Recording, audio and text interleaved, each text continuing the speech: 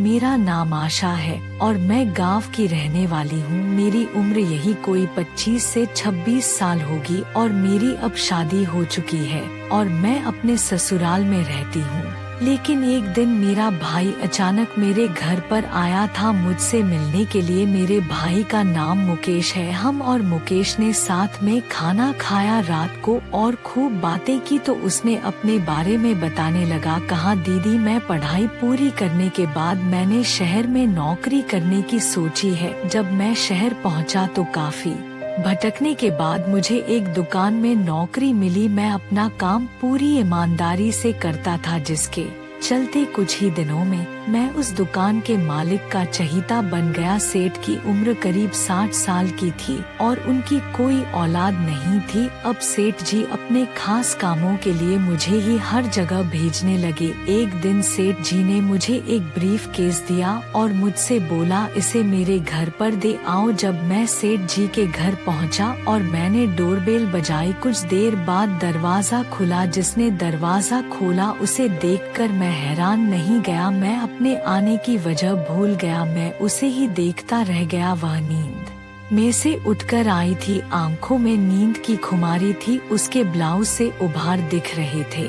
साड़ी का पल्लू नीचे गिरा जा रहा था। उसका पल्लू हाथ में था। साड़ी फल गई थी। इससे उसकी नाभि दिखने लगी। उसकी पतली कमर मानो रस से भरी थी। थोड़ी देर में मैं संभल गया, मगर आंखों के सामने खुली पड़ी खूबसूरती को देखे बिना कैसे छोड़ता। मैं कुंवारा था। मेरे दिल में गुदगुदी सी पैदा हुई। वह साड़ी का पल्लू कंधे पर डालते हुए बोली, आइए, आप अंदर आइए। इतना कहकर वह पलटकर आगे बढ़ी। पीछे से भी वह वाकई खूबसूरत थी। पीठ पूरी नंगी थी। उसकी चाल में मादकता थी जिसने मुझको और लुभा दिया था। उस औरत को देखने में खोया मैं बहुत मुश्किल से आकर सोफे पर बैठ गया। मेरा गला सूखा जा रहा था। मैंने बहुत कोशिश के बाद कहा, मैडम, ये ब्रीफ केस को सेठ जी ने आपको देने को कहा है। मैंने ब्रीफ केस आगे बढ़ाया। आप इसे मेज पर रख दीजिए। मैंने बोला, जी, आप तेज धूप में आए हैं,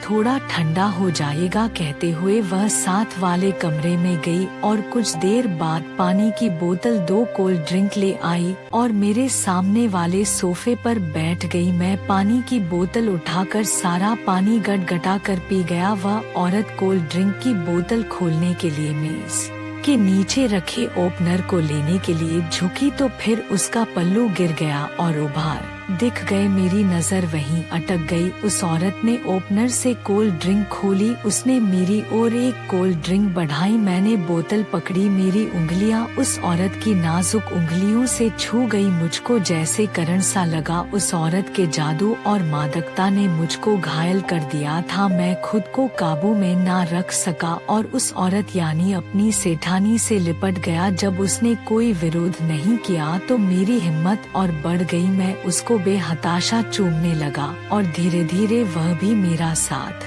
देने लगी। मैं उसको उठाकर कमरे में ले गया और बिस्तर पर लेटाकर उसके कपड़े निकालने लगा। फिर हम एक दूसरे के आगोश में खो गए और धीरे धीरे एक दूसरे में समा गए। जब हम शांत हुए तो मैं बाहर आया और वापस जाने लगा तो सेठानी ने मेरे गालों को चूम लिया। मैंने उससे पूछा कि सेठ तो इतने बूढ़े हैं और आप इतनी जवान। तो उसने बताया, मैं इस सेठ की दूसरी पत्नी हूँ। मैं सोचने लगा कि सेठ तो वैसे ही बूढ़ा है। अगर मैं सेठानी को ऐसे ही खुश रखूंगा तो सेठ के मरने के बाद यह सारी दौलत मेरी हो जाएगी। यह सोचते सोचते मैं खुश होकर वापस दुकान पर आ गया। इसके बाद मेरा सेठ मुझे रोजाना दोपहर को अपने घर ब्रीफ केस देकर भेजता था। मैं मालकिन को ब्रीफ केस सौंपता और उसके साथ खुशी खुशी हम बिस्तरी करता। बाद में कुछ खा पीकर दुकान पर लौट आता। इस तरह 5 महीने बीत गए। एक दोपहर को मैं ब्रीफ केस लेकर सेठ के घर आया और डोरबेल बजाई पर घर का दरवाजा नहीं खुला। मैं घंटी बजाता रहा। 5 मिनट के बाद दरवाजा खुला। दरवाजे पर मेरी सेठानी खड़ी थी, पर एक आम घरेलू औरत जैसी आंचल ओढ़कर घूंघट डालकर उसने मुझको बाहर ही खड़े रखा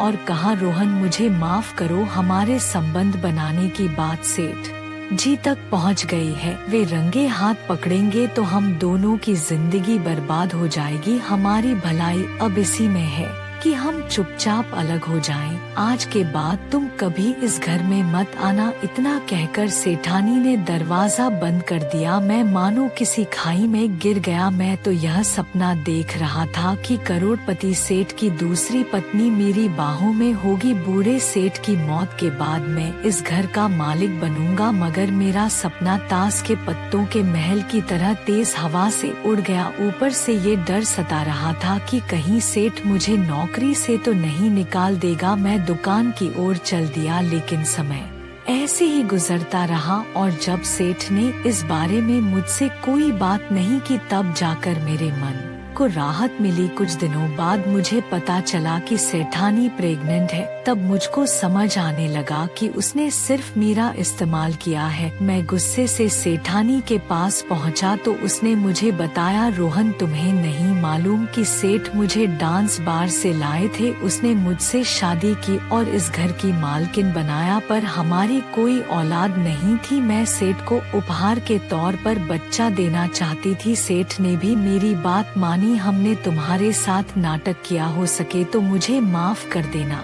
इसके बाद सेठानी ने एक हाथ अपने बढ़ते पेट पर फेरा, दूसरे हाथ से वह अपने आंसू पोंछने लगी। मैं भी निराश होकर भारी कदमों से वापस दुकान की ओर चल पड़ा।